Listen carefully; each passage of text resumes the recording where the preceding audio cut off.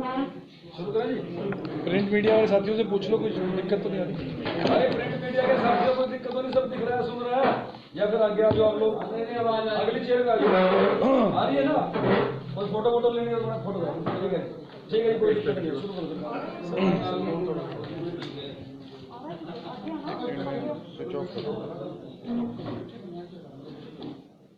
Phone भैया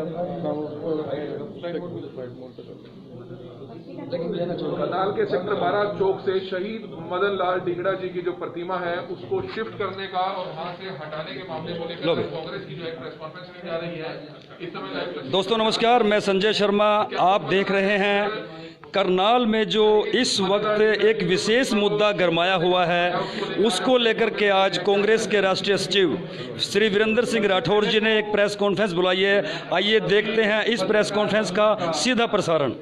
आज इस प्रेस कॉन्फ्रेंस के अंदर मैं दिल की गहराई से हार्दिक स्वागत करता हूं और जन्माष्टमी की शुभकामनाएं आप सबके माध्यम से देशवासियों को, प्रदेशवासियों को और अपने शहरवासियों को मैं देना चाहूँगा। हमारे साथ इस प्रेस वार्ता में युवा कांग्रेस के जिला अध्यक्ष इंद्रपाल विर्क जी उपस्थित हैं। आप सब जानते हैं कि सेक्टर 13 के अंदर कल्याण फिलिंग स्टेशन के ऑपोजिट मदन लाल ढींगरा जी के नाम से एक पार्क की स्थापना कई वर्ष पहले की गई थी और विधिवत रूप से प्राण प्रतिष्ठा और मुहूर्त निकाल करके उनकी विधिवत मूर्ति की स्थापना पिछली सरकार के द्वारा की गई थी। मदन लाल ढींगरा जी का फ्रीडम स्ट्रगल में एक बहुत बड़ा योगदान रहा है। लॉर्ड कर्जन जो वायसराय ऑफ इंडिया थे और उनकी बर्बरता से जब पूरा देश ग्रस्त था, पीड़ित था, तो ऐसे में चंद्रशेखर आज़ाद जी, शहीद भगत सिंह जी, उनकी टीम के सदस्य के रूप में मदन लाल ढींगरा जी की ये जिम्मेवारी लगाई गई कि वो लॉर्ड कर्जन को नेस्ता नबूद करें और उस रणनीति के तहत इंग्लैंड की धरती पर जाकर के हमारे देश के इस वीर सपूत ने 5 गोलियां मार करके लॉर्ड कर्जन को ढेर करने का काम किया था। और उसके बाद हिंदुस्तान के अंदर जो फ्रीडम स्ट्रगल, फ्रीडम मूवमेंट की जो चिंगारी थी, उसने एक बड़ी आग का रूप लिया और आज हम खुली हवा में सांस जो हम ले रहे हैं, हिंदुस्तान आज़ाद है, वो मदन लाल ढींगरा जी जैसे महान शहीदों की बदौलत है। मौजूदा सरकार ने करनाल के अंदर बस स्टैंड का जो निर्माण हुआ, उसका नाम मदन लाल ढींगरा जी के नाम से बस स्टैंड का नाम रखा गया। ये लगभग 1 वर्ष पहले मुख्यमंत्री जी ने इसकी नोटिफिकेशन कर दी थी, प्रेस मीडिया में अपने बयान दे दिए थे और हम सब लोगों ने और शहरवासियों ने इस बारे में खुशी जताई थी। 2019 में जब इस नाम की घोषणा हुई थी तो पूरा शहर प्रसन्नचित्त था। हर एक राजनीतिक दल ने मुख्यमंत्री का धन्यवाद ज्ञापित किया था कि देश के महान सपूत के नाम से हमारे शहर के अंदर एक बस स्टैंड बनने जा रहा है। दुर्भाग्यपूर्ण बात है कि 85 करोड़ रुपए की लागत से बनने वाला करनाल का नया बस स्टैंड, करोड़ों रुपए की लागत जब बस स्टैंड पे लगी तो वहां मूर्ति की स्थापना भी की जानी थी। आनन फानन में किस कारण से, जिसका कारण क्या थे, जिस पर एक बहुत बड़ा प्रश्न चिन्ह और रहस्य आज तक बना हुआ है, परंतु प्रशासन ने बर्बरता पूर्वक कार्रवाई करते हुए शहीद मदन लाल ढींगरा जी के नाम से जो पार्क सेक्टर 13 में है, वहां से मूर्ति को उखाड़ने का काम किया और स्मारक की ये स्थिति कर दी गई। मैं आप सबके माध्यम से शहरवासियों को ये दिखाना चाहता हूँ कि ये हालात जो है वो प्रशासन के द्वारा शहीद मदन लाल ढींगरा जी स्मारक के किए गए ये मौके की तस्वीरें हैं। अब सवाल बड़ा पैदा ये होता है कि जब मदनलाल ढींगरा जी के नाम से बस स्टैंड पर मूर्ति स्थापित की जानी थी, ऑलरेडी सरकार लगा चुकी है बस स्टैंड पे, क्या चंद रुपए और खर्च करके, कुछ हजार रुपए, या मैं तो कहूँगा रुपयों से कोई तुलना नहीं होती, पर एक बड़ी और भव्य मूर्ति की जो है वो स्थापना नहीं की जानी चाहिए थी? ये सवाल मैं करनाल शहर के निवासियों को, इस देश के निवासियों को मैं सवाल को बीच में छोड़ूंगा और चाहूँगा कि ये शहर और ये देश, ये सवाल इस मौजूदा भाजपा सरकार से ज़रूर ये सवाल होना चाहिए।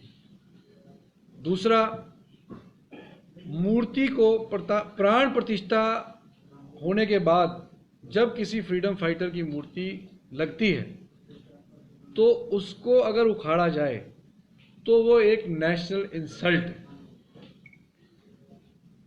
मुझे लगता है, और कांग्रेस पार्टी भी ये मानती है, कि मौजूदा भाजपा सरकार ने अपने इस कृत्य के द्वारा मदनलाल ढींगरा जी का ही नहीं, पूरे देश का अपमान किया है। करनाल की जनता का तो अपमान हुआ ही है। तो इस अपमान की भरपाई, क्योंकि प्रदेश के मुख्यमंत्री करनाल से विधायक हैं, करनाल की जनता ने, 36 बिरादरी के लोगों ने उन्हें यहाँ से वोट देकर के चुना है, और विधायक होने के नाते अगर प्रशासन ने उनकी लीडरशिप के होते हुए ऐसा ये कृत्य किया है तो निश्चित रूप से ये नैतिक जिम्मेवारी करनाल के विधायक की बनती है कि ऐसा करने से प्रशासन को क्यों नहीं रोका गया। ये जवाब मुख्यमंत्री को, करनाल के विधायक को, करनाल की जनता को और इस देश की जनता को निश्चित रूप से देना होगा। हमारी ये डिमांड है, हमारी 2 डिमांड है कि करनाल का विधायक देश की जनता से, सभी शहीद परिवारों से इस अक्षम्य अपराध के लिए माफ़ी मांगे, और वैसे तो इस अपराध की पूर्ति, क्षतिपूर्ति अब मुझे लगता है कि इतिहास के अंदर नहीं हो सकती, परंतु अब इस क्षति को कम किया जा सकता है, इसकी पूर्ति नहीं की जा सकती, और वो कम इसी प्रकार से हो सकती है कि पुनः एक मूर्ति अमर शहीद मदनलाल ढींगरा जी की इस पार्क के अंदर स्थापित की जाए, और जो इंजरी और उनके नाम के ऊपर जो एक ग्लोरी जो थी उसको जो मिनिमाइज किया गया इस सरकार के कृत्य के द्वारा, उसकी कुछ हद तक क्षतिपूर्ति हो सके। मैंने इस संबंध में कल कुछ युवा साथी जो इस कृत्य से आहत थे, शहर के निवासी हैं, वो सैकड़ों की तादाद में इकट्ठे हुए, उन्होंने ज्ञापन दिया डिप्टी कमिश्नर करनाल को, और हर एक राजनीतिक दल को ज्ञापन उन्होंने देने का काम किया। उन्होंने मुझे बताया कि भारतीय जनता पार्टी के नेता लगातार, वो टेलीफोन पे उनसे बात उन्होंने की, पर उन्होंने इस विषय पर उनसे मिलने के लिए साफ इनकार कर दिया। भारतीय जनता पार्टी के नेताओं ने कायरों की तरह अपने घरों के अंदर अपने आप को बंद कर लिया है। वो जानते हैं कि यह अपराध उनके द्वारा किया गया है, जो जिस अपराध की क्षतिपूर्ति नहीं हो सकती, और वो इस मुद्दे पर किसी भी साथी से बात करने के लिए तैयार नहीं है। ये और भी जो है वो इस विषय को और गंभीर बना देता है। तो समिति के ने जो ज्ञापन मुझे दिया बतौर कांग्रेस पार्टी के लीडर, मैंने जब उनका ज्ञापन पढ़ा तो मुझे लगा कि ये वाकई अन्याय की बात है, और मैंने मनोहर लाल खट्टर जी, करनाल के विधायक, उनको आज सुबह रजिस्ट्री द्वारा पत्र लिखा है, और मैंने उन पत्र में उनको ये स्पष्ट किया है कि ये एक नेशनल इंसल्ट है, और इसको लोगों के अंदर इसकी रिजेंटमेंट है, और जो लोग बिलीव करते हैं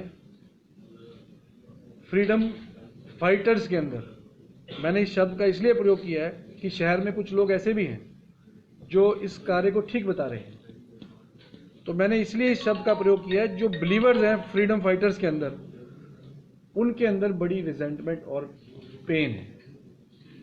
जो फ्रीडम फाइटर्स में बिलीव नहीं करते वो आज घरों के अंदर बंद है, वो इस मुद्दे पर चुप ही साधे हुए हैं। तो इसलिए मैंने ये डिस्टिंक्शन जरूर की है कि शहर में दो प्रकार के लोग हैं। एक वो लोग हैं जो फ्रीडम फाइटर्स का सम्मान करते हैं, दूसरे वो लोग हैं जिन्हें फ्रीडम फाइटर्स के योगदान से कोई लेना देना नहीं है। तो इसलिए मैंने इन स्ट्रॉन्ग शब्दों का प्रयोग करते हुए सीएम को लिखा है कि lot of resentment and pain has been caused to the people who are real believers and followers of great freedom fighters of this country. तो मैंने फिर फाइनली रिक्वेस्ट की है on behalf of Congress party कि डिग्निटी को restore किया जाए मदन लाल ढींगरा जी की, और इस स्टैचू को दोबारा एक नया स्टैचू जो है वो पार्क में इंस्टॉल किया जाए और एप्रोप्रिएट डायरेक्शन इसके लिए एडमिनिस्ट्रेशन को दी जाए। हमें ये पता लगा है कि अब अपने इस अनुचित कार्य को कवर अप करने के लिए तरह तरह के प्रलोभन सामाजिक लोगों को प्रशासन के द्वारा दिए जा रहे हैं। कुछ चुनिंदा लोगों को बुला करके प्रशासन कह रहा है हम यहाँ मशाल लगाएंगे। मैं आज स्पष्ट कर देना चाहता हूँ कि किसी भी कीमत पर प्रशासन भी सुन ले और मुख्यमंत्री हरियाणा भी सुन लें, किसी भी कीमत पर मदन लाल ढींगरा जी की स्टैचू के अलावा कुछ भी चीज यहाँ पर लगने नहीं दी जाएगी। प्रशासन दोबारा कोई इस प्रकार की गलती करने का प्रयास ना करे। तो मैं आप सबके माध्यम से ये चेतावनी हरियाणा सरकार को, भाजपा के मुख्यमंत्री को, भाजपा के लोकल लीडर्स, उनको मैं कायर बोलूँगा क्योंकि शेर थे मदन लाल ढींगरा जी, और शेर का सम्मान शेर ही कर सकते हैं, गीदड़ों से अपेक्षा नहीं की जा सकती कि उनके सम्मान में वो आगे बढ़ करके आए। तो जो जिस प्रकार से कायरतापूर्ण रवैया यहाँ के लोकल लीडर्स ने अपनाया हुआ है, वो भी मैं समझता हूँ कि उसकी भी जितनी कड़ी निंदा की जाए उतनी कम है। इन शब्दों का मैं प्रयोग इसलिए कर रहा हूँ, हालांकि मैं अपने राजनीतिक जीवन में कभी इतने कड़े शब्दों का प्रयोग नहीं करता, पर इतने कड़े शब्द मैं इसलिए प्रयोग कर रहा हूँ क्योंकि शहीद, मैं भी शहीद परिवार से हूँ, मेरे परिवार ने भी देश के लिए शहादत दी है। मेरे भी ताऊजी के नाम से सड़क इस शहर के अंदर है। चीन की लड़ाई में हम 62 के अंदर हमने देश के लिए कुर्बानी दी, और आज भी मेरा एक भाई चीन की सीमा पर खड़ा है, ब्रिगेडियर है आर्मी में, और आज भी लद्दाख के अंदर फिर दोबारा चीन के साथ दो दो हाथ करने के लिए खड़ा है। तो शहीद और फ्रीडम फाइटर्स, उनकी भावना वही परिवार समझ सकते हैं जिनके अंदर, जिन परिवारों ने देश के लिए शहादत दे रखी है। जो घर के अंदर दुबक करके इतनी बड़ी नेशनल इंसल्ट के बाद मिलने से भी घबराएं, वो निश्चित रूप से कायर लोग हैं। मैं तो आपके माध्यम से बीजेपी के लोकल लीडर्स को भी ये अपील करना चाहता हूं कि अपने घरों से बाहर निकलें, मुख्यमंत्री जी की चमचागिरी कम करें और ताकत के साथ इस शहर की इस बात को रखें, और जो ये डिग्निटी का जो लॉस हुआ है उसको वापस रिस्टोर कराएं। ये मैं आप सबके माध्यम से इन तमाम राजनीतिक लोगों को भी, हरियाणा के मुख्यमंत्री को भी, और करनाल की जनता और प्रदेश और देश की जनता को संदेश। सर, एक शहीद मदन लाल ढींगरा जी की जो प्रतिमा है उसको शिफ्ट किया गया था, हालांकि जो पहले दिन से जो लोग मांग कर रहे थे कि यहाँ पर एक चौक बनाया जाए, उनकी एक टीम बनी हुई थी, उनको कॉन्फिडेंस में लेकर उनका कहना ये है कि प्रशासन ने इसको शिफ्ट किया गया। पहली बात तो उखाड़ा नहीं गया कि इसको बस स्टैंड पे शिफ्ट किया जाएगा, जैसा कि पिछले दिनों ताऊ देवीलाल चौक जो है, आपने देखा होगा, ताऊ देवीलाल जी की प्रतिमा जो है मेन रोड पर थी और उसको भी जो है वहां से पीछे हटाकर थोड़ा पीछे कर दिया गया था। उनका कहना ये है कि इसको उखाड़ा नहीं गया, इसको शिफ्ट किया गया है। तो इस पर क्या कहना चाहेंगे? देखिए, ये पार्क है, ये प्रतिमा पार्क के अंदर लगी हुई थी, पार्क का स्वरूप चेंज नहीं हो रहा, पार्क ऑलरेडी वहां एग्जिस्ट करता है, वो आगे भी एग्जिस्ट करेगा। तो पार्क में जब प्रतिमा स्थापित थी वो किसी सड़क के अंदर नहीं आ रही थी। देवीलाल जी की मूर्ति के समय जीटी रोड के अंदर वो मूर्ति आ रही थी। यहाँ तो पार्क के अंदर एस्टेब्लिश थी, पार्क ऑलरेडी एग्जिस्ट करता है, आगे भी एग्जिस्ट करेगा। यहाँ तो सिर्फ एक सवाल था कि एक नई मूर्ति लगनी थी नए बस स्टैंड पे, तो पुरानी जो एस्टेब्लिश्ड मूर्ति थी उसको तोड़ने का कोई लॉजिक किसी प्रकार से बनता नहीं। ये निश्चित रूप से या तो कॉमन सेंस की कमी है या इसके अंदर कोई साजिश है। इसका जवाब तो भारतीय जनता पार्टी के लोग ही दे सकते हैं। तो शहीद मदन लाल ढींगरा जो चौक है करनाल के सेक्टर 12 जो आपने बताया वो पहले था, लेकिन उसके बाद मटका चौक भी यहाँ पर बनाया गया। तब कांग्रेस की तरफ से या यूथ कांग्रेस की तरफ से तब विरोध क्यों नहीं किया गया कि इसको चौक को बांटा क्यों गया? तब विरोध भी क्यों नहीं किया? देखिए दुर्भाग्य मान लो तब भी वो होगा। दुर्भाग्यपूर्ण है ये मटका चौक की भी बात कहूँ। अब शहीदों की सम्मान की बात है, क्या प्रशासन को ये नहीं देखना चाहिए था कि जहां पार्क है उसके सामने मटका क्यों लगा रहे हैं? क्या ये रूलिंग पार्टी के लोगों की जिम्मेवारी नहीं थी कि ऐसा क्यों होने दे रहे हैं? मैं फिर इस बात को दोहराता हूं कि हमारे करनाल के अंदर लोगों की साइलेंट मोड में रहने की आदत है। मैं हमेशा से बोलता आया हूं कि करनाल शहर साइलेंट मोड में रहता है। क्योंकि करनाल शहर साइलेंट मोड में रहता है, इसलिए हर एक राजनीतिक दल, चाहे कांग्रेस हो, चाहे बीजेपी हो या कोई और भी राजनीतिक दल हो, करनाल के लोगों को फॉर ग्रांटेड लेकर के चलता है। तो इसलिए करनाल के लोगों से भी मेरी अपील है कि भविष्य में भी हम सबको इस साइलेंट मोड में रहने वाली प्रक्रिया से बाहर निकलना चाहिए। अदरवाइज हमारे राइट्स का, हमारे बुजुर्गों का इसी प्रकार से अपमान कोई भी राजनीतिक दल आकर के करेगा। ये आज इस बीजेपी ने किया, कल को किसी भी सरकार के साथ हो सकता है अगर हमने अपना एटीट्यूड नहीं बदला। राठौर साहब, आपने मुख्यमंत्री जी को पत्र लिख दिया, बड़े कठोर शब्दों का प्रयोग भी किया। मेरा आपसे सवाल है कि यदि फिर भी शहीद की मूर्ति को पार्क में स्थापित नहीं किया जाता तो कांग्रेस का अगला कदम क्या होगा? मैंने पहले स्पष्ट किया है कि अमर शहीद मदन लाल ढींगरा जी की मूर्ति के अलावा हम किसी भी कीमत पर सरकार को कुछ और चिन्ह वहां स्थापित नहीं करने देंगे। हमारा अगला कदम होगा, हम ने जो है मुख्यमंत्री से आह्वान किया कि यहाँ पर बनाया जाए, तो क्या कांग्रेस इस तरह का भी आह्वान करेगी कि दूसरे जिलों में भी मैंने सारा स्टडी किया। मैं आज आप लोगों के बीच में आने से पहले मैं आपको बताना चाहूंगा कि ना केवल करनाल में और भी जिलों के अंदर मदन लाल ढींगरा जी की प्रतिमाएं हैं, ना केवल हरियाणा में, हर स्टेट के अंदर हैं। और पंजाब में तो मैं आपको दिखाना चाहूंगा, मैंने आज एक मूर्ति की दिखाई कि करनाल में तो सिर्फ 2 फुट का एक स्टैचू हमने लगाया था। अदरवाइज पूरे देश में, हर प्रदेश में मदन लाल ढींगरा जी की भव्य मूर्तियां स्थापित हैं। और कल मैंने मुआयना किया जिस जगह के ऊपर मूर्ति की स्थापना होनी है, और मैं मीडिया के भाइयों से भी चाहूंगा कि आप लोग जाकर के एक बार बस स्टैंड का भी दौरा करके आए। बस स्टैंड का परिसर, जहां से एंट्री बस स्टैंड की है, उसके आगे खुला पार्क है, वहां पर भव्य रूप से स्थापित की जानी चाहिए थी। परंतु अब भी मैंने कल जो मौके पे जाकर के देखा, बिल्कुल बस स्टैंड के पीछे जहां बसों की पार्किंग होनी है, उन बसों की पार्किंग के साथ कोने में छोटी सी जगह के ऊपर वो पेडिस्टल बना दिया गया है। बसें वहां स्टार्ट होंगी, उनका धुआं होगा, वो मूर्ति के ऊपर लगेगा।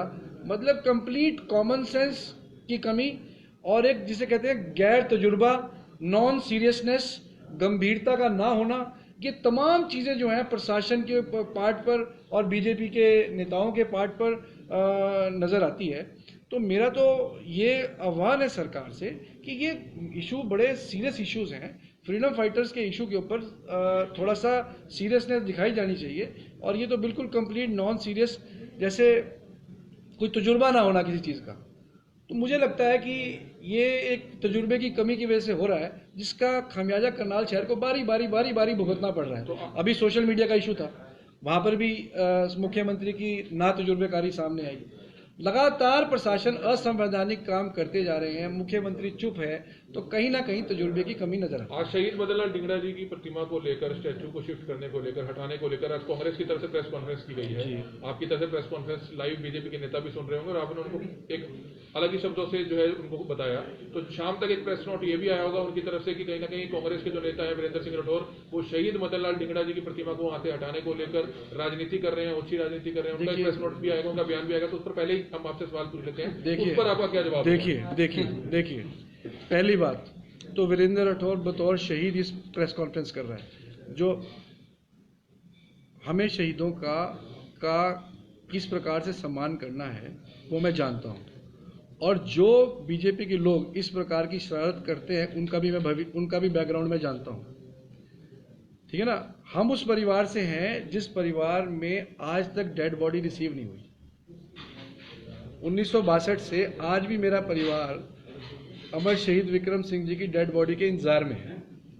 तो शहीद का क्या सम्मान होना चाहिए वो पढ़ाने का, पाठ पढ़ाने का प्रयास मुझे बीजेपी के लोकल लीडर वहाँ भी शहीद तक नहीं यहाँ ना करें।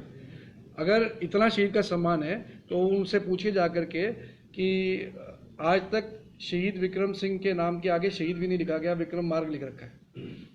कौन थे विक्रम सिंह? मुख्यमंत्री जानते हैं कहाँ है विक्रम मार्ग? मुख्यमंत्री जानते हैं शहीद तेजिंदर सिंह के परिवार की क्या कंट्रीब्यूशन थी? क्योंकि करनाल की जनता ने घर बैठ कर के 70-70 हज़ार वोट से जिताने का काम किया है, और यहाँ पे कुछ छोटे छुटभैया नेता चमचागिरी के अंदर उनको मिसगाइड करते हैं, इसलिए करनाल के साथ ये नॉन सीरियस अप्रोच हो जा रही है। और अगर वो बीजेपी के नेता ये समझते हैं कि इसमें राजनीतिकरण है तो वो समझें, पर ये कहें आकर के कि ये काम सही हुआ। भारतीय जनता पार्टी के लोग ये कह दें, इनके जिलाध्यक्ष ये कह दें कि ये मूर्ति हटाना सही था, मैं उसी दिन से मीडिया के अंदर बात करना बंद कर दूँ। राठौर साहब, भारतीय जनता पार्टी और आरएसएस के नेता भारत माता की जय के नाम लगाते हैं, तो यहाँ कोई राजनीतिक षड्यंत्र है? देखिए, ये बड़ा अच्छा सवाल है, ये आपने कर लिया, ये हिस्टोरिकल सवाल है। मैं आज सबके माध्यम से कहना चाहता हूँ, भारतीय जनता पार्टी और आरएसएस के लोग, इनका देश के फ्रीडम स्ट्रगल के अंदर कोई योगदान नहीं। एक भी स्वतंत्रता सेनानी कोई पेंशन आरएसएस का कोई पदाधिकारी लेता हो, कोई नहीं आपको एग्जाम्पल पूरे देश में मिलेगा। जिस समय देश की आज़ादी की लड़ाई चल रही थी, उस समय जनसंघ और आरएसएस के लोग अंग्रेजों के साथ हाथ मिलाए हुए, और क्योंकि देश की फ्रीडम स्ट्रगल इन्होंने नहीं देखी, इसलिए फ्रीडम फाइटर्स ने उस समय आज़ादी के लिए क्या योगदान दिया, उसकी बात का महत्व इनको नहीं समझ में आता। और आज भारत माता की जय बोलते हैं। जिस समय भारत माता बेड़ियों में जकड़ी हुई थी गुलामी की, जिस समय भारत माता को देश के वीर सपूतों की सबसे ज़्यादा जरूरत थी, उस समय तो ये घरों के अंदर अंग्रेजों के साथ हाथ मिलाए हुए थे। आज भारत माता आज़ाद है तो ये भारत माता की जय बोलते हैं। ये छद्म राष्ट्रवाद है। जिसके अंदर भारत माता के प्रति प्रेम है, वो अपने दिल के अंदर रखता है और अपने अपने तरीके से एहसास करता है। ये हर मीटिंग के अंदर शुरुआत भारत माता की जय जो बोल के करते हैं, ये अपने पापों का प्रायश्चित करते हैं। तो फिर ये अपने पापों का प्रायश्चित करते हैं, क्योंकि जिस समय भारत माता को जरूरत थी उस समय ये कोई योगदान नहीं दे पाए। तो आज पश्चाताप के अंदर, गलानी के अंदर ये इस प्रकार के छद्म राष्ट्रवाद को फैला करके देश के लोगों को भ्रमित करते हैं और देश के नौजवानों को भ्रमित करते हैं। मैं बीजेपी के नेताओं से फिर अपील करना चाहूँगा कि इस मुद्दे को ज़्यादा लंबा ना खींचे। जो फ्रीडम फाइटर का अपमान हुआ है, उस अपमान को रिस्टोर करें। सारा शहर इकट्ठा हो, मिल करके मदन लाल ढींगरा जी की मूर्ति को पुनः स्थापित करें। तो मैं समझता हूँ एक सच्ची श्रद्धांजलि देश के फ्रीडम फाइटर्स के प्रति। राठौर साहब, ये सरकार से कोई चूक होगी यहाँ पे? ये तो नेशनल इंसल्ट हुई है, चूक थोड़ी हुई। ये तो नेशनल इंसल्ट है। अगर इसको चूक का नाम देंगे तो इसका मतलब ये है कि करनाल का विधायक नॉन सीरियस है। करनाल के विधायक को पता ही नहीं कि प्रशासन उनकी नाक के नीचे अगर नेशनल इंसल्ट कर रहा है, तो इसका मतलब करनाल के विधायक को करनाल की कोई जानकारी नहीं है। 40 दिन पहले 2 सामूहिक दुष्कर्म के मामले करनाल में आए, काफी चर्चाओं में रहे, मीडिया की सुर्खियों में रहे। कसूरवार चाहे महिला थी या आरोपी थे जिनके ऊपर बड़े लोगों के ऊपर नाम आए, दोनों के ऊपर क्यों कार्रवाई नहीं हुई? अगर एक भी अगर आरोपी था या एक भी कसूरवार था, अब तक कार्रवाई क्यों नहीं हुई किसी के ऊपर भी? देखिए मीडा जी, मैंने पहले भी इस पे लीगल एंगल पे मैंने अपने विचार इस पे रखे थे, और मैं आज भी बड़ा स्पष्ट हूँ कि कानूनी रूप से जो करनाल का मामला था वो बड़ा ओपन एंड शट केस था। पूरे एविडेंस पुलिस के पास थे। 164 की स्टेटमेंट रिकॉर्ड हो चुकी थी। 164 की स्टेटमेंट रिकॉर्ड होने के बाद सीधा और कोई एविडेंस की रिक्वायरमेंट नहीं होती, दोनों मुलजिमों को गिरफ्तार किया जाना चाहिए था। अगर हम क्या कहते हैं फेयर इन्वेस्टिगेशन की बात, फेयर इन्वेस्टिगेशन जब हो सकती है जब कोई पॉलिटिकली या किसी पोजीशन के अंदर ऑफिसर यहाँ बैठा है और वो उसके अंदर मुलजिम है, तो वो कभी भी इन्वेस्टिगेशन फेयर नहीं हो सकती। सबसे पहला काम, अगर सरकार की नीयत साफ थी तो सबसे पहले तहसीलदार करनाल को यहाँ से ट्रांसफर करते, फिर आप इन्वेस्टिगेशन की स्टार्ट करते। सबसे पहले तो तहसीलदार का यहाँ से ट्रांसफर ना होना ही इन्वेस्टिगेशन को अनफेयर की कैटेगरी के अंदर ला करके खड़ा कर देता है। दूसरा, 164 की स्टेटमेंट रिकॉर्ड होने के बाद पुलिस किसकी इंतजार कर रही थी? 1.5 महीने से। 1.5 महीने का इंतजार का मतलब ये है कि 1.5 महीने तक आपने एक विंडो दे दी मुलजिम को, एक्यूज को, कि वो किसी ना किसी तरीके से प्रेशराइज करे कंप्लेनेंट को। कॉम्प्रोमाइज़ की तरफ जाए। एक चीज़ समझनी चाहिए हमें कि ये स्टेट वर्सेस होता है मुकदमे हमेशा, ये कोई इंडिविजुअल वर्सेस नहीं होते, ये हमेशा क्राइम अगेंस्ट स्टेट होता है, सीरियस ऑफेंसेस। 376 गैंग रेप का मामला अगेंस्ट स्टेट है, उसमें कॉम्प्रोमाइज़ नहीं हो सकता। अगर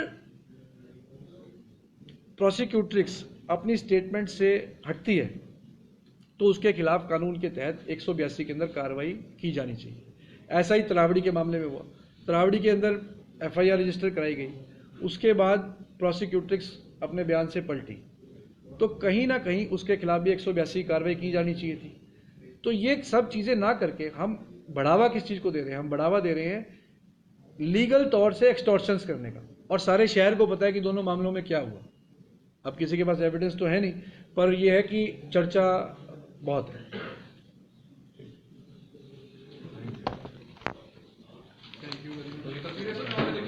तो आप सुन रहे थे कांग्रेस के राष्ट्रीय सचिव वीरेंद्र सिंह राठौर को कि किस तरह से करनाल में शहीद मदन लाल ढींगरा की प्रतिमा को लेकर के जो है उनका स्थानांतरण पहले स्थान से बस स्टैंड पर कर दिया गया। उसके बाद किस तरह से ये मामला करनाल में तूल पकड़ गया है।